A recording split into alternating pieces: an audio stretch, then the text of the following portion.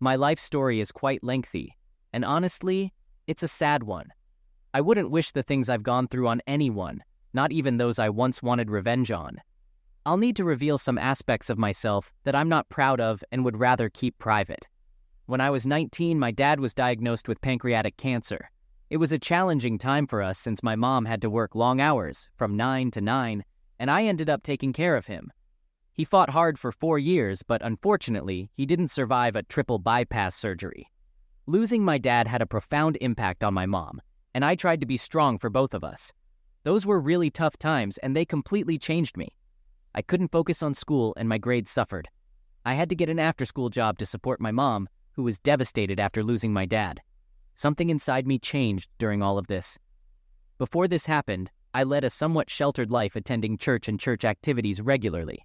However, when my dad passed away, everything changed. To go to college, I had to figure out a way to pay for it myself. The situation at home and the constant need for extra money meant I couldn't qualify for any loans. The job I had paid minimum wage, and it barely helped us financially. During this challenging time, a friend introduced me to pills, which made things even more complicated. He suggested that if I needed extra cash, I could work with him and his friends. They were involved in selling pills, and eventually, I started delivering for them. After a few months, I managed to save enough money, using it to get through high school and pay for my college. I spent a few years in college, and during that time, I didn't show off or waste money to impress anyone. I kept a low profile and finished my bachelor's degree in 3 years due to having plenty of free time. Initially wanting to become a lawyer, I decided against passing the bar because I knew too many corrupt cops and officials pushing pills. I studied law but chose to become a paralegal instead. In college, I reconnected with a high school classmate named Rita. We were close back in high school and, as it turned out, had crushes on each other but were too shy to admit it at the time. Long story short, Rita and I became best friends and eventually fell deeply in love. We were making plans for our future together. Both of us had been in failed relationships before, mine leaving me emotionally numb, feeling like I couldn't love again. It had been years since I deliberately dated anyone. My ex, let's call her Becky, did some heartless things that led to our breakup. Despite treating her well and helping her escape a toxic relationship, she left me shattered and devastated. Then I met Rita, and she brought hope back into my life. Rita was the love of my life, and I knew we were meant to be together. We took things slow at first, but as 2 years passed, I opened up more and more to her.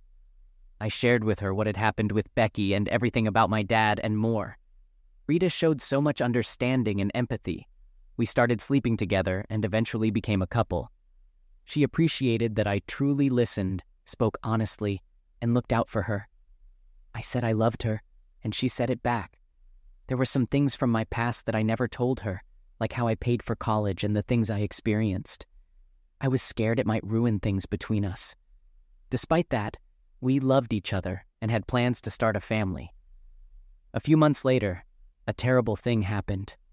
My mom had a really bad accident when a large shelf fell on her, causing serious injuries. The neighbors rushed her to the hospital, where they found she had a leaking heart valve and many other injuries and broken bones. They did tests to see if they could fix the valve, and a week later we got good news that they could replace it. Unfortunately, they also found bad news during the tests. They found 5 small masses around her left kidney, and there was a high chance they were tumors and cancerous. A biopsy confirmed she had renal kidney cancer. She started treatment, and I knew I had to be there for my mom. Things were going well with Rita. We moved in together to a town about 30 miles away from my mom's place. When I told Rita about my mother's condition, she showed concern and support. I worried this might affect our relationship, but she assured me she didn't want to put things on hold. She said she'd be there for me, offering emotional support. I told her if she ever needed a break or felt interested in someone else, she should tell me and I would understand, but she assured me she valued me and that no one could replace me. As my mom started chemo, things seemed okay at first without severe side effects.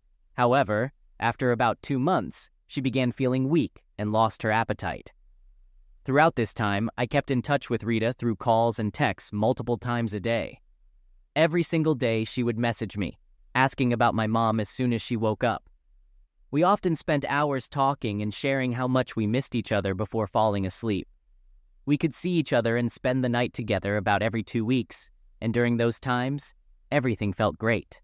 But my mom's condition got worse, so I told Rita she could go out with her friends and enjoy life.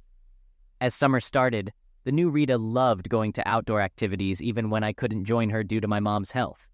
I enjoyed hearing about the fun things she did with her friends, and I was happy that she didn't isolate herself because of what I was going through. Rita always showed concern and sadness whenever I updated her about my mom's situation. The chemo was working to remove the cancer cells, but my mom was getting weaker. I realized it wasn't the cancer destroying her anymore. It was the medicine.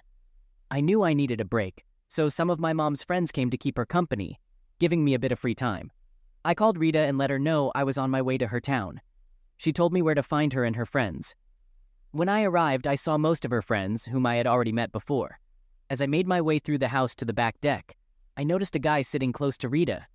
They were both laughing and having a good time with their other friends. Rita introduced me to this guy named Henry as her boyfriend. He gave me a strong handshake and said he was happy to meet me.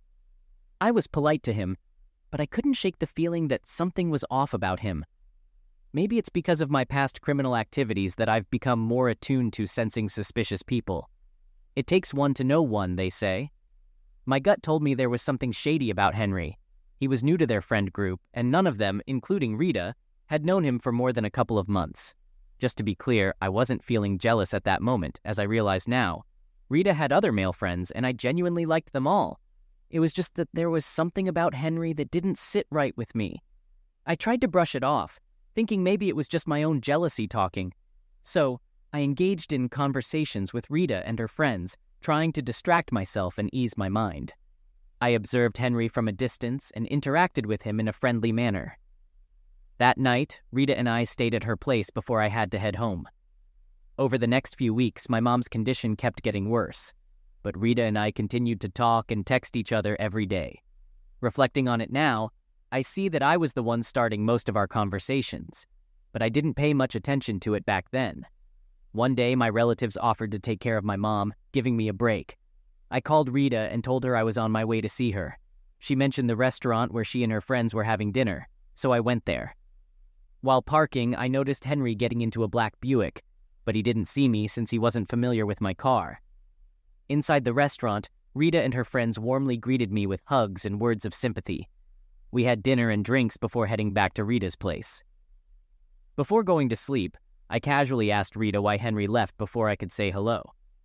She had no idea and wasn't even sure if he had been at the restaurant. The place we ate at was in a strip mall with other businesses, so I thought maybe he came from one of those stores. Anyway, neither Rita nor her friends had seen him there. I stayed with Rita again that night before heading back home around noon the next day. Then, my mom's condition worsened, and she became critically ill. An ambulance transported her to the hospital. She had pneumonia and was weak from chemo, making her susceptible to various ailments for about 3 weeks. My mom got hospitalized, and they started giving her medications through an IV, but her condition worsened every day. It was really tough to see her like that. Finally, the doctors told me she had at most a week to live. I knew she wouldn't want to spend her last days in that gloomy hospital room, so they arranged to bring her home, where I could make her last moments as peaceful as possible. Once everything was set up, we brought my mom home. She was extremely weak, but it made her happy to be back in her own house and familiar surroundings. We both knew time was running out. Though scared, she wanted to be strong and was ready to reunite with my dad after so many years. I asked one of my mom's church friends to take care of her for a while, then I drove to see Rita without calling first. I couldn't bring myself to call because I was too overwhelmed and crying hard seeing my mom suffer. I knew Rita would understand and comfort me when I got there. As I reached Rita's house, I noticed a black Buick parked behind her car, but I didn't think much of it at the time. I was too focused on the impending loss of my dear mother. Using the key Rita had given me, I entered through the kitchen, like we always did. As soon as the door opened, I heard music playing, but I didn't pay much attention to it because I didn't see anyone in the living room or on the back porch. However, as I walked down the hallway toward her bedroom, I heard noises coming from inside, and I paused. I reached for the doorknob, then stopped again. It hit me that the sounds I heard were intimate. My heart sank even further, and I quickly pulled my hand back, not wanting to be noticed. but after a moment, I mustered the courage to unlock the door and open it. There was a creak, and as I looked inside, I saw them completely undressed, going at it without a care, completely unaware of my presence. Honestly, my first impulse was to charge at him and give him a good punch in the face. But I knew I had to keep out of trouble for my mom's sake and my job. So, I backed away slowly, my anger boiling inside me. I left the house quietly through the back and sat in my car. The weight of everything hit me hard, and I started sobbing uncontrollably. I didn't want to be seen in that state. After about half an hour, I started the car and headed back to my mom's place. I didn't tell anyone what I had just witnessed. They all assumed my tears were solely because of my mom's situation, which, of course, was partly true. But the betrayal I had just seen was so hurtful and cruel that it was difficult to comprehend. I knew my mom was my top priority, especially since she was nearing the end. But I felt so betrayed by Rita. I was consumed by a rage I had never felt before. And believe me, I've experienced plenty of anger. Part of me wanted to call her and let her know what I saw, giving her a piece of my mind. But I figured if she didn't care enough to be faithful while my mom was on her last bed, cursing her out wouldn't make a difference. After making sure my mom was comfortable, I tried to sleep in my old childhood room. I cried myself to sleep, woke up crying, and continued crying throughout the night. When my phone rang in the morning, I saw it was Rita calling, but I ignored it. I had to resist the urge to throw the phone against the wall in anger. I went to check on my mom, who was in a deep sleep because of the morphine they gave her. I managed to text Rita back, telling her I was really busy with my mom and would call her later. Then, I forced myself to eat and take a shower. The hospice nurses came by to check on my mom's condition. After checking her vital signs, they told me she had about 48 hours left to live. I thanked them and went out into the backyard, trying not to lose my mind with everything that had happened and was about to happen. I texted Rita, letting her know my mother's condition was about the same, but I didn't want to see her right now. I really didn't want to talk to Rita or have her show up. I felt like I owed it to my mom to make her last moments as peaceful as possible, so I focused on that the next evening. At around 6 p.m., my mom took her final breath with me holding her hand, and it was a heartbreaking moment. Over the next 3 days, I was busy with meetings with her pastor and finalizing the details for the church service and burial. However, I couldn't shake off the images of Rita and Henry being intimate right in front of me. The more I thought about it, the angrier I became. I was furious with Rita, but the fact that Henry had acted overly friendly with me made me even more enraged. I couldn't help but wonder if they were already involved or about to be when I first met him.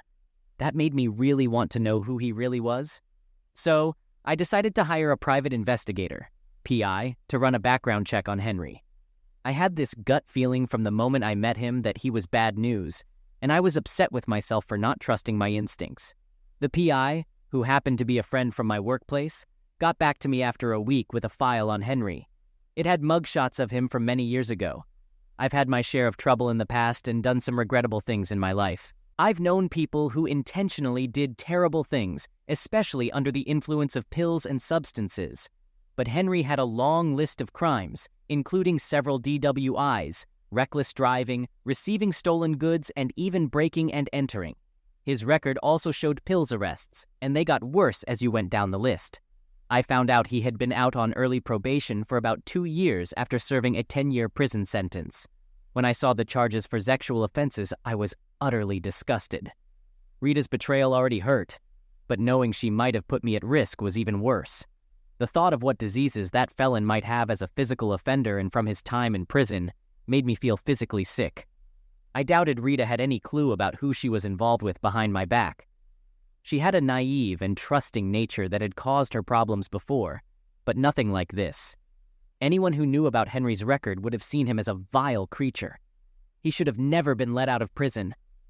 But I had to focus on my mom's funeral and pull myself together. After the funeral, when everyone had left and I was exhausted and emotionally drained, I tried to sleep. Then Rita called, not knowing that my mom had passed or that I knew about what she had been doing. Before my discovery, she had been texting and calling me much less. When she called, I tried my best to sound happy to hear from her, even though I didn't let on that anything had changed with my mom's condition, or that I knew about her and Henry, or what I had found out about him. I just let her do most of the talking and pretended to believe every lie she told, acting as if I totally believed her and appreciated her false sympathy when she said she missed me. When we said goodbye, I lied and told her the same. But to be honest, I wouldn't have cared at all if she was gone at that moment. I got a few weeks off from work for bereavement. I knew things with Rita were completely done, but part of me struggled with how cruelly she had treated me, whether it was intentional or not. On one hand, I was glad to know the truth about her and Henry before any more lies and betrayal could happen. But on the other hand, I felt that what they both did to me at a time when I was already struggling was just plain wrong. I wanted revenge. I wanted to ruin both of their lives without them ever knowing I had anything to do with it. So I called my Human Resources department and filled out the necessary paperwork for FMLA, Family Medical Leave Act, to stay out of work longer than the given 2 weeks.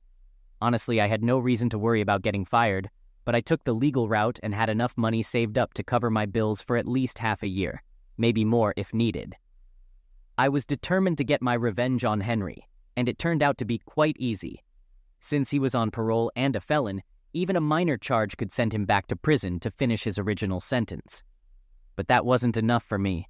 I wanted to hit him hard with new charges that would keep him locked up for a long time, never to see freedom again. I had met Henry's parole officer on several occasions, and she knew me well enough that if I had called her, she would have looked into his felonies. With his record, I knew he'd have a tough time finding a job, and I doubted he was working something legal to afford a new Buick and insurance. So I parked my car, which Rita wouldn't recognize, down the street from her place. When I saw Henry's Buick in her driveway, I waited in silence until around 2 a.m. when I heard him start his engine and leave.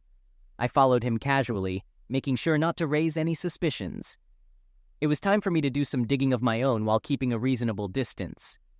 The signal led me to a rundown house in a below-average part of Rita's town.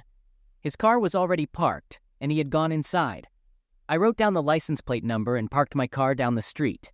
I took a few hours nap while keeping an eye on his house, but there was no activity. I woke up around 8 in the morning, got out of the car, and grabbed some breakfast. As the day went on, it became clear whether Henry had a big group of friends who came and went quickly, or if he was dealing with highly obsessive substances like powder, junk, or ice. After a while, many customers returned for more pills, making it obvious he was selling. I took photos of the cars that stopped by and shot some videos to document the activity. I went back each day around the same time to keep track of his ongoing dealings. I also watched each night at around 6 p.m. when Rita finished work. Henry would leave his house, and I followed him to see him meet Rita at a restaurant or head straight to her place. I seriously doubted she had ever been to his house, at least not that specific one. I had gathered enough evidence to turn into the local police, but I wanted to document his activities for one more day since I knew he hadn't restocked his pills to sell on that last day. I kept watch around 3 p.m., and I noticed that people had stopped coming by, which was unusual. I sat there and watched for a while. About 30 minutes later, a big black Cadillac Escalade pulled into Henry's driveway. Usually, only one person would get out of a car to go inside his house. But this time, I saw 3 large guys come out of the Escalade and help a middle-aged man inside. They stayed in Henry's house for over 2 hours, which was unusual. I was pretty sure that middle-aged man was the source of the pills Henry was selling. I drove by and took a picture of the Escalade's license plate when it was parked at home. Later, I downloaded all the photos and videos I had taken of Henry's activities onto my computer. Then, I made a detailed report documenting what I had observed over the 4 days. Once I was done, I printed out 38 pages of photos showing people going to Henry's door to buy pills. I saved all the video recordings on a SIM card and put it in a small plastic box to keep it safe. I knew I had enough evidence to convince the police about what Henry was up to. I had timestamps on each photo and video, making it real and admissible in court. But I wanted to make sure the police took serious action against him. So the next morning, I went to the police station in Rita's town and asked to speak with someone in their pills division calmly. A cop in uniform came out from the office and we shook hands. I handed him one of my business cards and he looked at it for a few seconds, probably recognizing the clout it carried, even if I hadn't passed the bar exam yet. I told him I had some info he might want to see. He seemed happy and led me to a conference room where we chatted about people we both knew. But then I slid a folder with paperwork and the SIM card across the table to him. The first page had Henry's name, date of birth, criminal record, and parole officer listed. The detective looked at the photos and stayed quiet.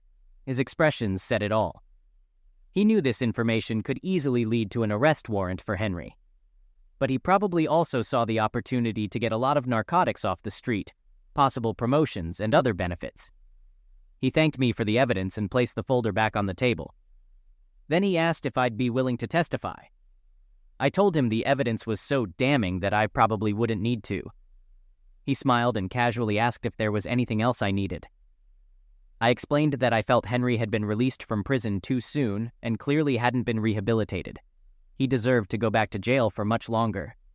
The detective agreed, but wanted to know what I wanted in return for the information. I showed him a photo of the black Escalade with the license plate number and told him to write it down for himself. I mentioned that the owner of the Escalade might be an even bigger pills dealer. I emphasized that I wanted to stay anonymous in all police and court reports, and he agreed. Then, I crafted a small white lie, stating that my law firm was representing someone who might have been set up by the owner of the Escalade. I knew I could have asked one of the lawyers at my firm for the info, but they don't like to use their favors often. The detective pondered for a moment, realizing I had given him another lead to follow. In just 5 days, I had done more detective work than his whole team in months, and he was happy to agree. A short while later, he handed me a printout with the owner's name and address from the tag. I put it in my pocket, thanked the detective, and we chatted a bit more about sports and cars before I left. I drove home knowing that a judge would soon be signing an arrest warrant for that pig Henry. After a few days, I kept to myself, checking the arrest reports in the local paper online. One morning, there it was. A photo of a bewildered and confused Henry getting arrested, led away in handcuffs. If no stupid errors were made to get him off on some technicality, he'd be serving his original sentence plus many more years. But there was always a chance he could find a good lawyer to reduce the charges, or find a loophole to get away with it. I couldn't let that happen, and I wouldn't. I hadn't been driving for more than 10 minutes when my phone rang, and the caller ID showed it was Rita calling. I tried to act surprised and happy to hear from her, without even giving a friendly greeting. She asked how I didn't let her know that my mother had passed away, as she had seen the obituary in the newspaper. I replied that it seemed like she was busy enjoying life, and I didn't want to burden her with my grief. I quickly asked her why she hadn't been texting or calling as much lately, and she changed the subject, asking to see me. I did my best to act happy to hear from her and told her that I missed her. I asked if she could meet me for dinner at our favorite restaurant in town, and she readily agreed since Henry was out of the picture. She was happy to have me back and filling the void. I went to dinner with her, smiling and giving her a long hug, trying my best to hide the urge to break her spine for what she did. I was surprised she didn't say anything when I avoided kissing her. I guess she assumed my grief made me less interested in romance. I knew exactly where her mouth had been, and I didn't want any of Henry's prison germs on me. We sat at the bar and ordered drinks from our favorite bartender who knew us as a couple. I excused myself to the restroom and sent a message on my phone, asking the bartender to make my drinks without taste, and hers double. When I returned, I sat next to Rita, discussing drinks and acting as if I was checking out a recipe for a special drink. The bartender came over and asked if we were ready for another round. I showed him the message saying we were celebrating after not seeing each other for a while. He read it, smiled, and agreed to make the special drink I requested. I'm sure both the bartender and Rita assumed she could drink as much as she wanted and that she'd be going home with me afterward. I had a different agenda in mind and acted like her drink was strong. I pretended mine hardly had any drinks in it. We kept ordering more drinks, and Rita started commenting on how drunk she felt. I acted surprised, saying I barely felt a buzz. After a few hours, I paid for everything with a generous tip. As we left the restaurant, I pretended to receive an important phone call, telling Rita I had to hurry back to my town for work. The following morning, I asked Rita to wait at her house while I ran a quick errand. Once she left, I called the police, informing them about a potential drunk driver from the restaurant. I emphasized the need for quick action, anticipating that she would be pulled over for a DWI. I drove to Rita's house, approximately a mile from where she was stopped. Seeing the blue lights ahead confirmed that my plan was working.